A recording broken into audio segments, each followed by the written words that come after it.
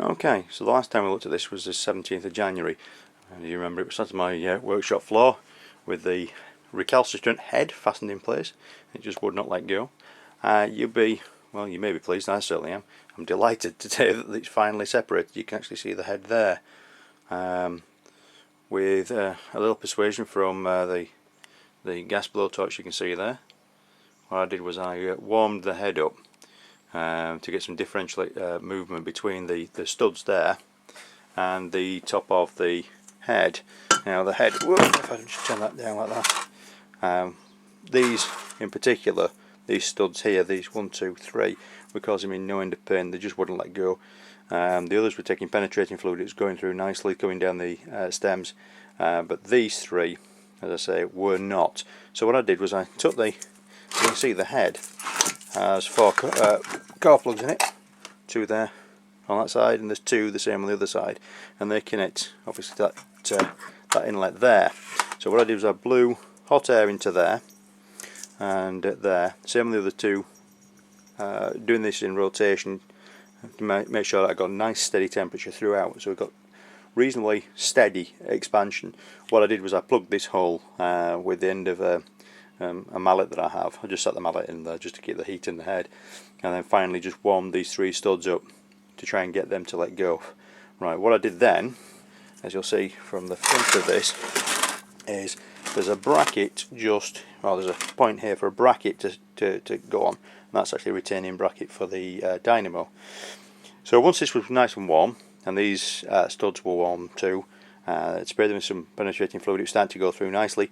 What I did was I took a nylon face mallet and just tapped under here, because that actually stands proud at the front of the engine, and that would have stood about here.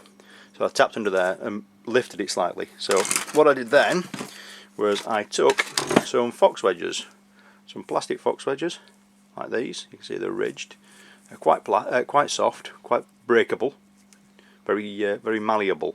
So the idea here, these are for a laminate floor kit. What you do is you put these against the wall between the laminate and the floor, and they're quite gentle.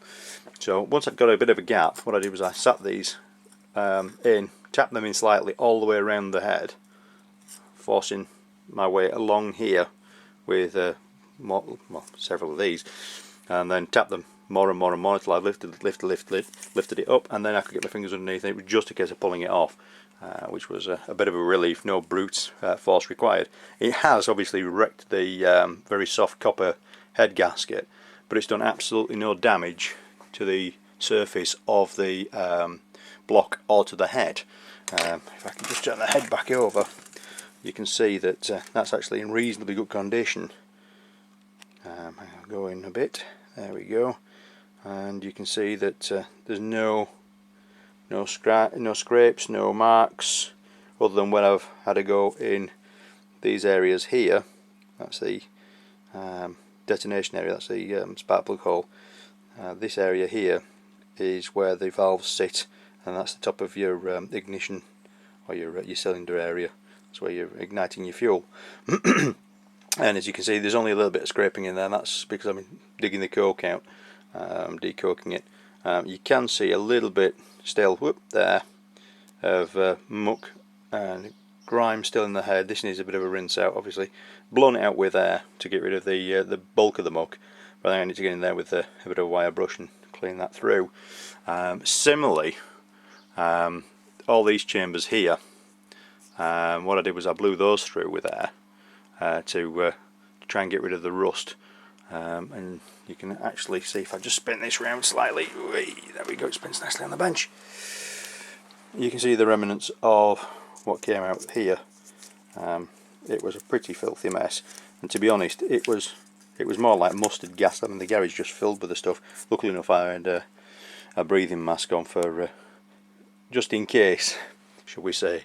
So anyway, if we look at the top now, we can see that the pistons, I'll probably turn that over a bit,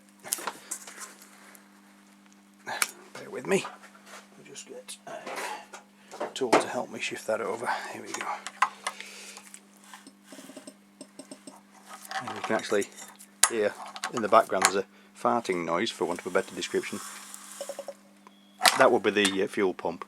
As you can see, the valves are all moving freely now. Hallelujah, including the one that was previously stuck. The only downside is, as you can see in here, look at one of the back ones where I can get some light onto the subject. We have got some rust marks on the sides of the cylinder there, and just around this top edge there's still a bit of carbon I haven't quite cleaned out yet. That's hardly the end of the world. That can be addressed quite readily. As you'll see down there, that's where the starter motor goes. You can see the ring gear just behind.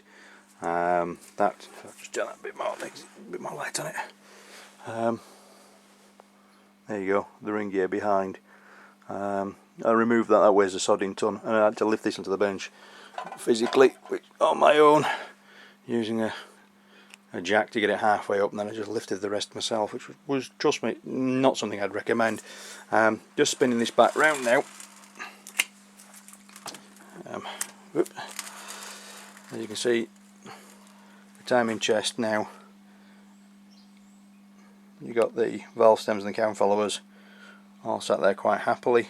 This all needs cleaning out because obviously we've got some emulsified oil in there, as you can see. That cleans off reasonably readily, but it needs cleaning out thoroughly before I put this back together. And the old oil is very much like sludge.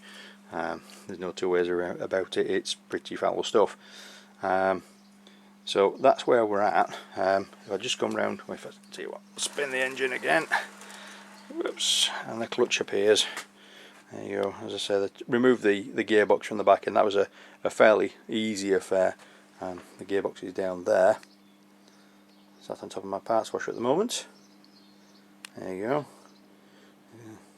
That's just sat there. That's quite light, but it was bulky and hard to move, so it's just easy to take it off. So the next thing I'm going to do is I'm just going to drop some oil on top of the head and the block and down the bars, basically to make sure that they don't rust, and then lay this down on its side. Let's have the sump off, clean the bottom out, have a look at the state of the big ends of the cone rods and the underside of the pistons, and see what state we're in. Hopefully, if that's reasonably good, it'll be just a case of cleaning it out, regasketing it, fresh oil, put the head back on. I'm bidding on a head gasket on eBay at the moment, which I'm hoping to win.